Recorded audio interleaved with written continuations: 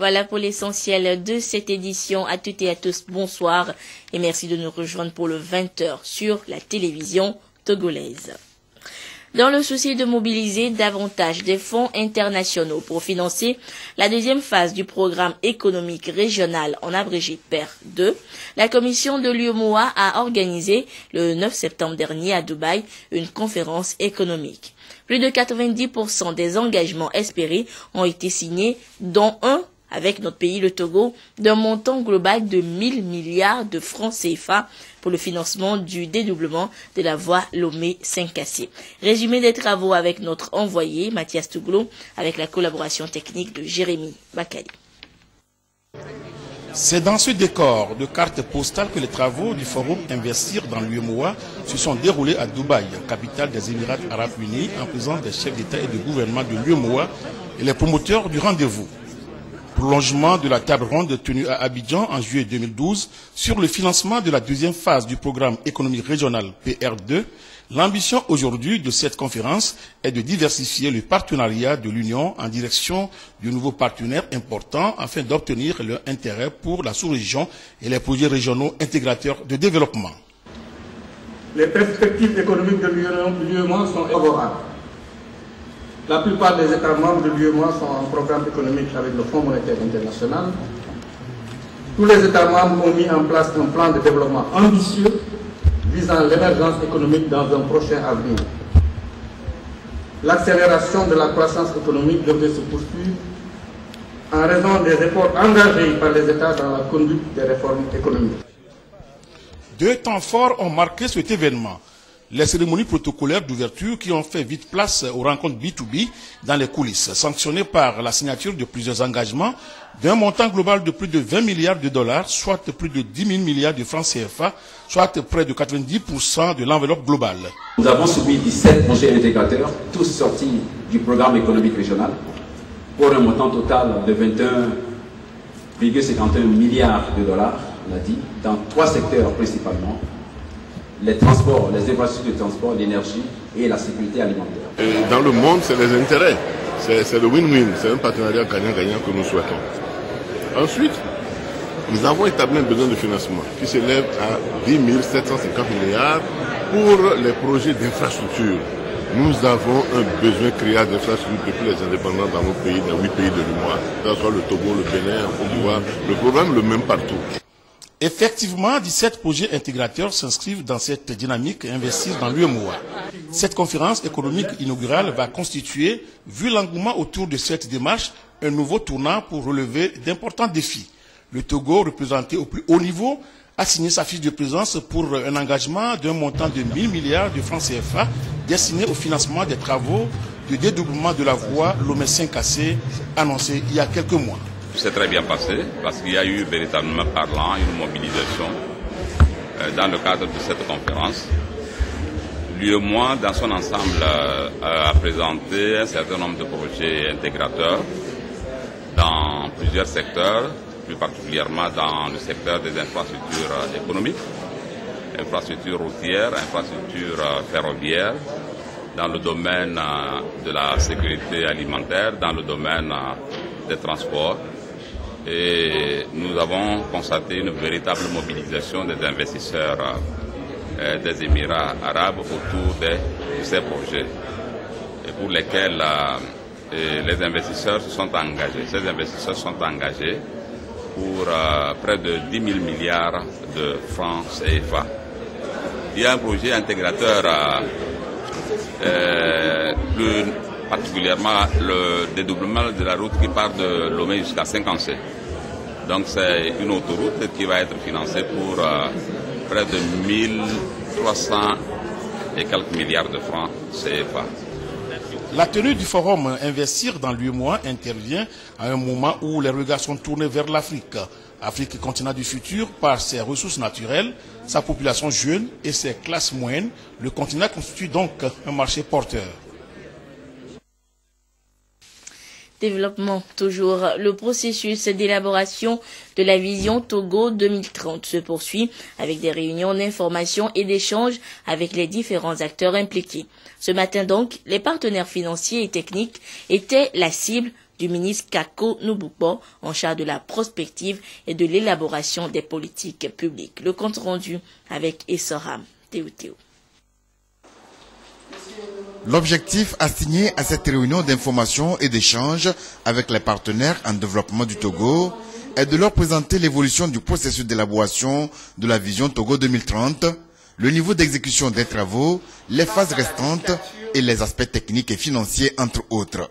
Nous devons sensibiliser les bailleurs de fonds à la nécessité d'accompagner notre pays afin qu'ils puissent non seulement réaliser le processus de vision, mais la vision elle-même. Parce que n'oubliez pas que lorsque le document de vision sera disponible, il s'agira ensuite de mettre en application les recommandations de ce document. Et les montants exigés pour l'émergence d'une nation sont des montants très importants. Comme vous avez pu le remarquer cette semaine à Dubaï, la commission de l'UEMOA a aidé les États à mobiliser plus de 20 milliards d'euros pour financer le processus d'émergence.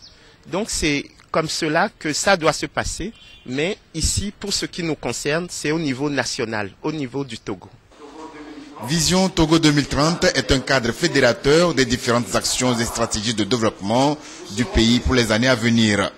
L'avenir du Togo devra se bâtir autour de 4 aspects de développement, notamment les aspects socio-culturels, politique et gouvernance, économie et technologie, démographie et développement humain.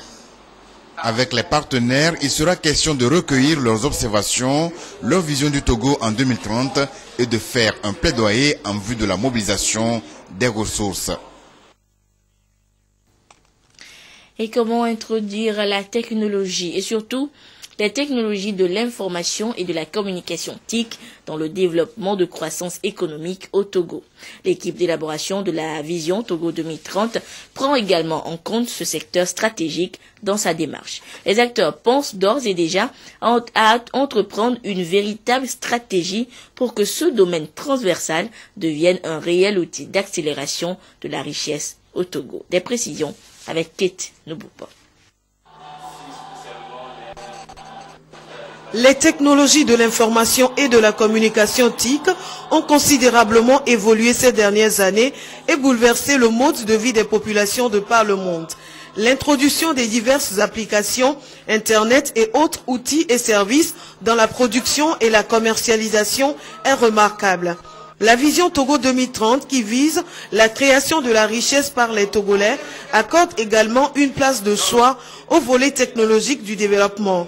Pour les différents acteurs, le développement des technologies, en l'occurrence des TIC, va accélérer la croissance dans le pays. Aujourd'hui, tout le monde veut que d'ici 2030, que le Togo, à défaut d'être un pays développé, soit un pays émergent. Or, le développement passe par le chemin de la croissance et le bien-être. Et c'est une société d'information dans laquelle l'information circule sans embargo. Et pour y arriver, il faut d'abord que le Togo puisse opter pour le haut débit.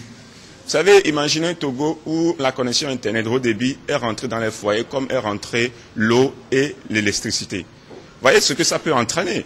Et je crois que le Togo a d'abord intérêt de rentrer dans cette économie numérique, en rentrant d'abord dans une société d'information où on a eu des cadres bien formés et qui sont capables de pouvoir apporter des réponses par rapport aux différents processus. Le domaine de la technologie reste assez dynamique et pourvoyeur d'emplois, drainant ainsi d'autres secteurs prioritaires, l'agriculture notamment. Comment utiliser ces outils technologiques dans les recherches agricoles et la transformation des produits? Voilà l'une des démarches stratégiques adoptées par la vision Togo 2030. Lorsque nous produisons, nous n'allons pas nous arrêter uniquement à la production, mais il faut que nous arrivions à la transformation. Maintenant, en matière de transformation, il faut beaucoup de choses à considérer, tels que les aspects sanitaires, les aspects nutritionnels, même les aspects socio-culturels, pour voir par rapport à la population, quel est son goût, la partie organoleptique, ce que je veux transformer. Est-ce que ça répond aux habitudes organoleptiques de la population? Donc lorsque nous allons transformer, nous n'allons pas transformer pour transformer, mais transformer pour répondre à des questions, à des besoins de la population.